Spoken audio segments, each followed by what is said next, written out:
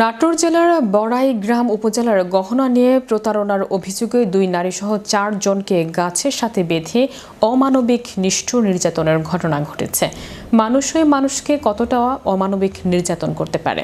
যাদের নির্যাতন করেছে তাদের চোখে মুখে মায়ার ছাপ দেখা গেল, কিন্তু নির্যাতনকারী মানুষগুলোর একটুও মায়া হয়নি এই মানুষের উপর।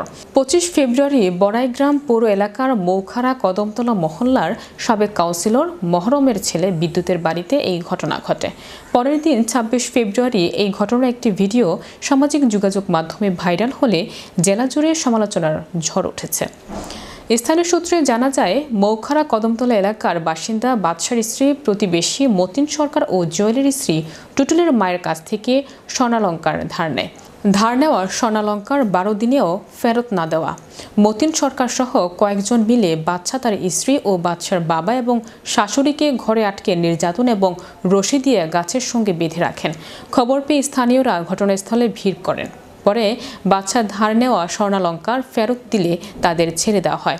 এ বিষয়ে মিরপুর পলিটেকনিক ইনস্টিটিউটের শিক্ষার্থী অসীম আকরাম বলেন, অবিলম্বে ঘটনার সুষ্ঠু, নিরপেক্ষ ও দ্রুত তদন্ত নিশ্চিত করতে হবে।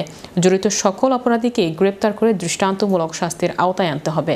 ভুক্তভোগী পরিবারের নিরাপত্তা ও আইনি সহায়তা রাষ্ট্রকে নিশ্চিত করতে হবে। একই সঙ্গে বিচার প্রার্থীদের ভয়ভীতি ও সামাজিক চাপের ফেলে আপোষ মীমাংসা সংস্কৃতি বন্ধে কঠোর ব্যবস্থা নিতে হবে।